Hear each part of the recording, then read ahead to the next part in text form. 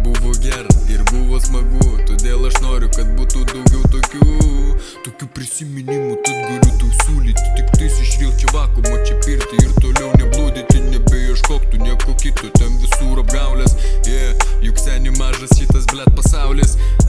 Griniausi sniegas ir skaidriausi akmenukai, ten prasideda tada, kai pabandai visi bletriukai. Ir aišku, kad skaniausios pasaulio gėlytės, prie tavęs čia nuo kvapo lips mergytės. Aukščiausi vakuumo standartai, klausykite visi, čia jum ne blet žaidimas dartai. Ir ne iš tvarto, ir ne blet iš kažkokio kaimo, čia viskas daroma tik dėl žmonių blet laimės. Kiekvienas blet pirkėjas yra svarbus, ir vakuumas tai žino, ir žino, kad toliau tai bus gražus dangus. Kai sėdi tu ramiai ten vieni senui, sėdi seni, vienas sėdi ir puti į sienas.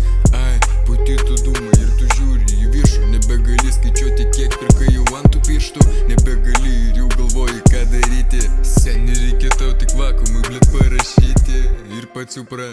Vedi viską blet matyti, pačios čia problemos pradeda iš šonų jau sklaidytis. Ir viskas rovnai, ir viskas čia blet į sveikatą. Davai čia darome, svarbiausia nedruhata. Svarbiausia viskas su saiku, svarbiausia taikytis prie laiko. Juk svarbiausia čia kaip sakoma gyvenimo taisyklės saiko. Svarbiausia ne per daug, ir vakuumas padės tau paragaut.